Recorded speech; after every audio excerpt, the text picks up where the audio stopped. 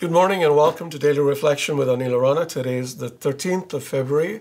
It's a Tuesday and we're going to reflect on Mark chapter 8 verses 14 to 21. Now the disciples had forgotten to bring any bread and they had only one loaf with them in the boat. And he cautioned them, saying, "Watch out, beware of the yeast of the Pharisees and the yeast of Herod." They said to one another, "It is because we have no bread." And becoming aware of it, Jesus said to them, "Why are you talking about having no bread? Do you still not perceive or understand?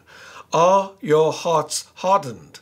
Do you have eyes and fail to see? Do you have ears and fail to hear? And do you not remember? When I broke the 5 loaves for the 5,000, how many baskets full of broken pieces did you collect?" They said to him, 12. "And the 7 for the 4,000, how many baskets full of broken pieces did you collect?" And they said to him, 7. Then he said to them, "Do you not yet understand?" The Gospel of the Lord. A little lesson in baking bread today. Yeast is an ingredient used in the baking of bread. It is an agent of fermentation. When it is added to dough, the bacteria permeate the entire loaf, causing it to rise. In the Bible, yeast is often used as an expression of corruption, evil, and sin. In this story, which closely follows Jesus rebuking the Pharisees for their focus on the externals rather than the internal condition of their hearts, Jesus tells his apostles to beware of the yeast of the Pharisees and the yeast of Herod. What is the yeast of the Pharisees? We get a clue in Luke 12:1, where Jesus warns, "Beware of the yeast of the Pharisees, that is their hypocrisy."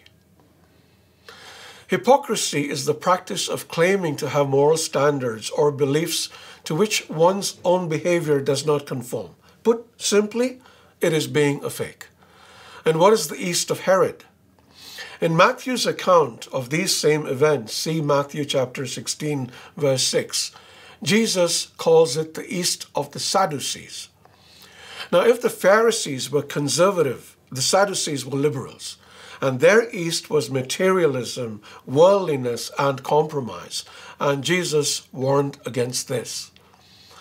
Like everything in the Bible, the warning holds good today, where he warns us to be careful of those around us who are fake, worldly, and compromising.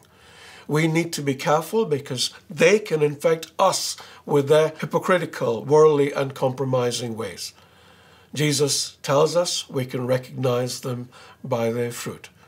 But before we look at others, let us look at ourselves and see if we may be guilty of the same. Have a nice day. God bless you.